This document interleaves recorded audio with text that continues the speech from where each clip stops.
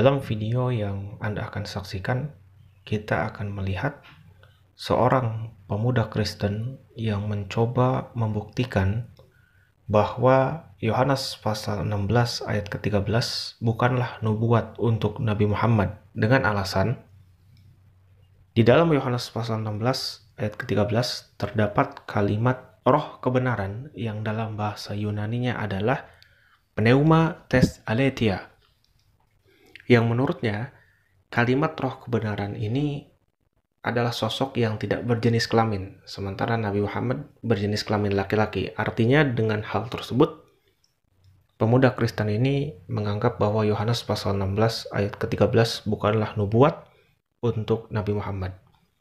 Tentu saya akan membantahnya, tapi sebelum kita membantah argumentasi dari pemuda Kristen ini, kita saksikan terlebih dahulu videonya. Supaya makin paham, saya akan sedikit menjelaskan tentang bahasa Yunani dalam bagian ini. Bukan saya menggurui supaya kita dapat mengerti dan supaya kita tidak salah paham. Kata apa yang dipakai dalam Yohanes 16 ayat 13 yang berkaitan dengan roh kebenaran. Nah, teman-teman, di dalam bahasa Yunani itu sangat unik sekali. Dalam bahasa Yunani itu ada beberapa bentuk. Yang pertama ada bentuk kata, kemudian yang kedua subkategori, ada bentuk kasus, kemudian ada jenis kelamin dan ada juga jumlah. Nah, pada bagian firman Tuhan yang sudah disampaikan dalam Injil Yohanes pasal yang ke-16 ayat yang ke-13, kata yang dipakai di sana adalah kata pneuma. Dalam bahasa Yunaninya dikatakan seperti ini. Pneuma tes aletheia. Sekali saya ulangi, pneuma tes aletheia. Nah, mari kita kaji bersama-sama supaya kita semua bisa dapat mengerti pada bagian firman Tuhan ini dari bentuk kata yang dipakai. Yang pertama pneuma. Pneuma itu adalah roh. Nah, sedangkan kalau kita melihat itu ada kasus yang dipakai yang dikatakan seperti ini. Bentuknya adalah noun, neuter, singular, nominatif. Artinya kalau diartikan diterjemahkan seperti ini, roh itu atau tidak berjenis kelamin laki-laki atau perempuan, tetapi roh itu menunjuk kepada dirinya sendiri dan menyatakan kepada pribadinya. Kemudian disambung dengan kata tes atau dari. Kemudian kata berikutnya aletheia yang diterjemahkan sebagai kebenaran. Jadi kalau diartikan pada bagian firman Tuhan yang terdapat di dalam Injil Yohanes pasal 16 ayat yang ke-13, pneuma tes aletheas artinya roh atau roh yang sifatnya neuter, tidak berjenis kelamin itu, roh kebenaran atau roh yang mengajarkan kebenaran, roh yang menuntun kepada kebenaran. Jadi, roh dalam bagian firman Tuhan yang dikatakan dinubuatkan untuk seseorang nabi itu adalah bersifat neuter, tidak berjenis kelamin, tetapi dia merupakan roh yang menuntun kepada kebenaran, roh yang mengajarkan kebenaran. Setelah kita saksikan video tadi, kita melihat sosok pemuda Kristen tersebut mengklaim bahwa Yohanes pasal 16 ayat ke-13 bukanlah nubuat untuk Nabi Muhammad dengan alasan di dalam Yohanes pasal 16 ayat ke-13 terdapat kalimat roh kebenaran yang dalam bahasa Yunaninya adalah pneuma tes aletheia. Kalimat ini menurutnya adalah kalimat yang mengandung makna bahwa roh kebenaran tersebut adalah roh yang tidak berjenis kelamin.